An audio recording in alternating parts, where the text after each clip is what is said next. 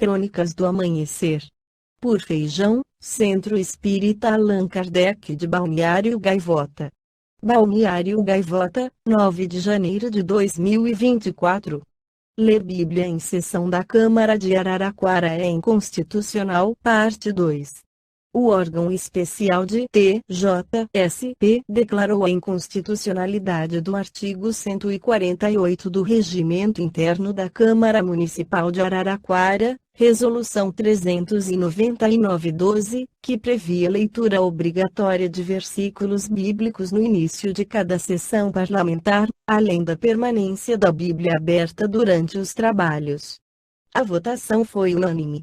No acórdão, o relator, desembargador Luiz Fernando Nissi, destacou que não compete ao poder público criar preferência por determinada religião, como a leitura de texto bíblico nas sessões. De acordo com o magistrado, o artigo 19 da Constituição Federal tem como escopo a garantia da liberdade religiosa, fundada na pluralidade e no respeito às diversas manifestações humanas, bem como na necessidade de o poder público se manter neutro em relação às diferentes denominações e crenças. Verifica-se ofensa aos princípios constitucionais da isonomia e do interesse público aplicáveis à administração pública, artigo 37, caput, cf. e artigo 111, c, dado que o dispositivo do Regimento Interno da Câmara Municipal de Araraquara, ora impugnado, não trata de simples manutenção de exemplar da Bíblia nas sessões da Casa, mas de imposição de leitura de versículos do referido livro, no início de cada sessão do Legislativo local, conclui-o.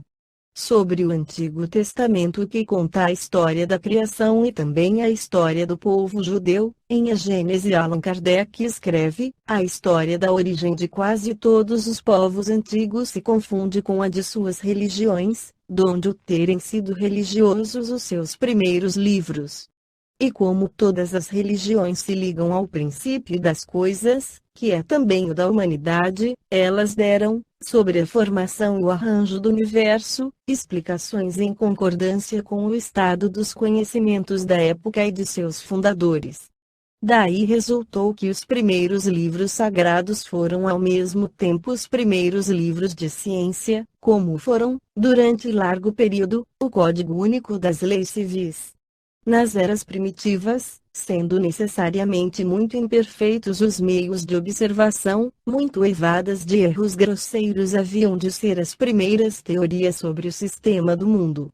Mas, ainda quando esses meios fossem tão completos quanto são hoje, os homens não teriam sabido utilizá-los.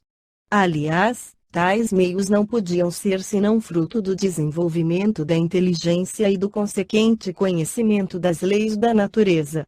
À medida que o homem se foi adiantando no conhecimento dessas leis, também foi penetrando os mistérios da criação e retificando as ideias que formara acerca da origem das coisas. Impotente se mostrou ele para resolver o problema da criação, até ao momento em que a ciência lhe forneceu para isso a chave.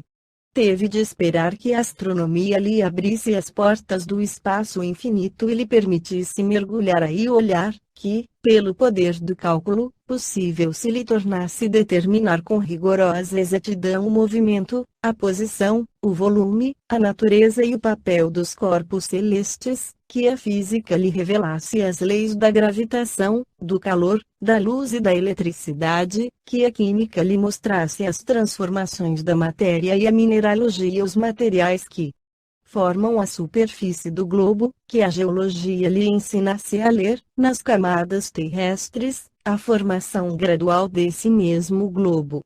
A botânica, a zoologia, a paleontologia, a antropologia coube iniciá-lo na filiação e sucessão dos seres organizados. Com a arqueologia pode ele acompanhar os traços que a humanidade deixou através das idades. Numa palavra, completando-se umas às outras, todas as ciências houveram de contribuir com o que era indispensável para o conhecimento da história do mundo. Em falta dessas contribuições, teve o homem como guia as suas primeiras hipóteses. Por isso, antes que ele entrasse na posse daqueles elementos de apreciação, todos os comentadores da Gênese, cuja razão esbarrava em impossibilidades materiais, giravam dentro de um círculo, sem conseguirem dele sair. Só o lograram quando a ciência abriu caminho, fendendo o velho edifício das crenças. Tudo então mudou de aspecto. Uma vez achado o fio condutor, as dificuldades prontamente se aplanaram. Em vez de uma gênese imaginária, surgiu uma gênese positiva e, de certo modo, experimental. O campo do universo se distendeu ao infinito. Acompanhou-se a formação gradual da Terra e dos astros, segundo leis eternas e imutáveis, que demonstram muito melhor a grandeza e a sabedoria de Deus, do que uma criação miraculosa, tirada repentinamente do nada, qual mutação à vista, por efeito de súbita ideia da divindade, após uma eternidade de nação. Pois que é impossível se conceba a Gênese sem os dados que a ciência fornece, pode dizer-se com inteira verdade que, a ciência é chamada a constituir a verdadeira Gênese, segundo a lei da natureza. No ponto a que chegou no século XIX, venceu a ciência todas as dificuldades do problema da Gênese. Não, de certo, mas, não há contestar que destruiu, sem remissão, todos os erros capitais e lhe lançou os fundamentos essenciais sobre dados irrecusáveis. Os pontos ainda duvidosos não passam, a bem dizer, de questões de minúcias, cuja solução, qualquer que venha a ser no futuro, não poderá prejudicar o conjunto. Ao demais, malgrado aos recursos que ela há tido à sua disposição, faltou-lhe, até agora, um elemento importante, sem o qual jamais a obra poderia completar-se. De todas as gêneses antigas, a que mais se aproxima dos modernos dados científicos, sem embargo dos erros que contém, postos hoje em evidência, é incontestavelmente a de Moisés.